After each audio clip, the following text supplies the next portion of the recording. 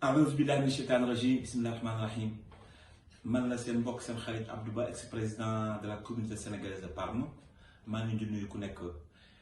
ñi nga xam ne dañu muy suivre sur Facebook gis nañu dugal naa léegi benn texte ci affaire coronavirus bi comme que ñun fii la ñuy dund fii la suñu njaboot yi nekk lépp fi lañ koy defee donc lu xew ci dëkk bi rek war nañ ci am pour wax. war nañ si am pour jox suñu ay idées yéen gis ngeen ni fii au niveau de la région Lombarde maanaam Milan ñoom affaire bi laal nañ bu baax te kenn seen école football amul rassemblement amul si kaw loolu nag ñun fii suñu zone bi ñu déggee loolu man commencé naa waxtaan ak ay mbooloo les gens étaient d'accord lépp lu doon ay daara par exemple tey jii. Puis au niveau de Parme ak zone bi tëj nañ ko waxtaan ak daayira yi ils m'ont compris ils ont fermé parce que mbooloo la ñuy bañ si kaw loolu damay wax rek ni waxtaan ak sama autorité consulaire yi parce que consulat ba dafa nekk un lieu de rassemblement à haut risque foofu ñëpp fay ñëwee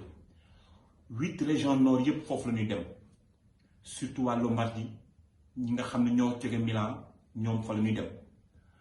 ma doon xalaat rek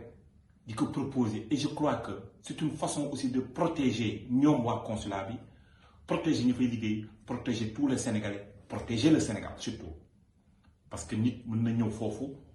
mën na contrôler ñëpp je demande à ce que le consulat soit fermé jusqu'à nouvel ordre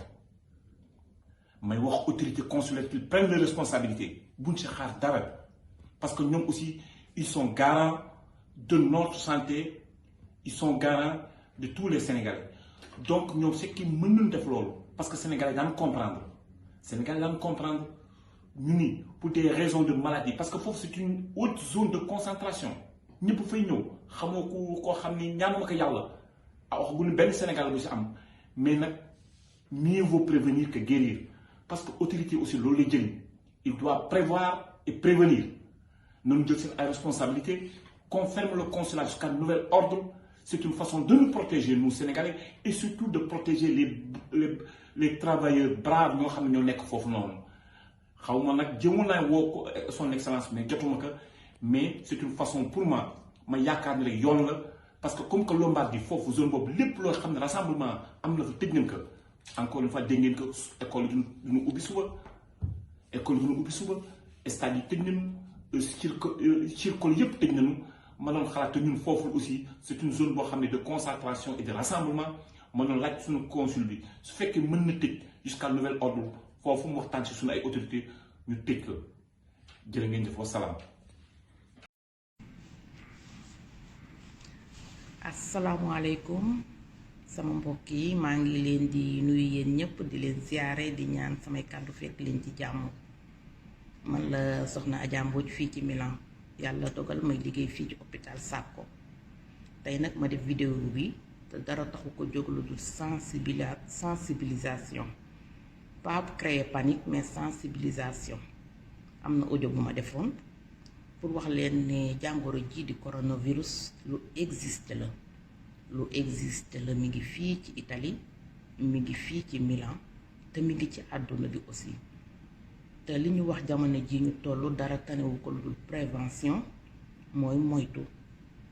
regroupement yi nga xam ne nit ñi dinañ ko def muy ci salle bu tëju wala ci biti boo leen xoolee ni fii ñuy dund muy Italie rawatina fii ci région Lombardie bi tëj nañ école yi tëj nañ salle sport yi tëj nañ daje tere nañ yu bari même funérailles yi dañu wax ne ñaari nit strect te ñooy topp ki ñuy denc ak prêtre bi pour tellement bañ a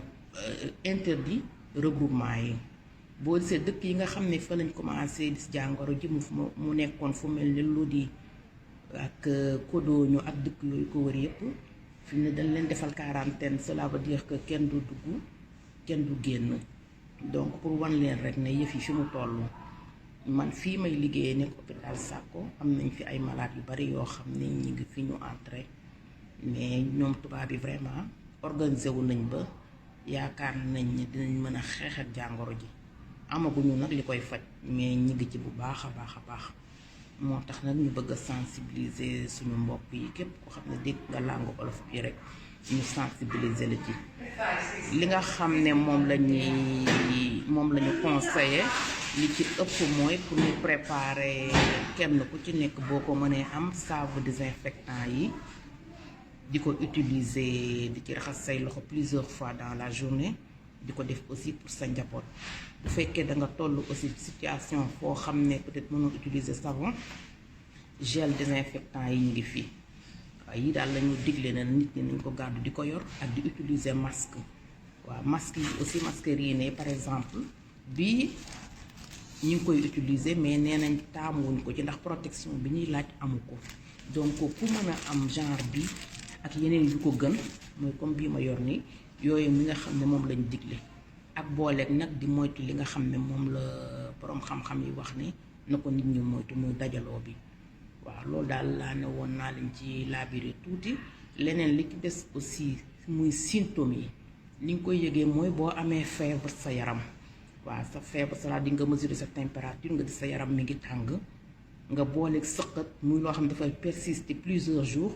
bu boobaa da nga war a dem nga war a woote dañ ne bu kenn dem waroo dem ci sa médecin waroo dem pronto secours mu ñu koy wax urgence waroo fa dem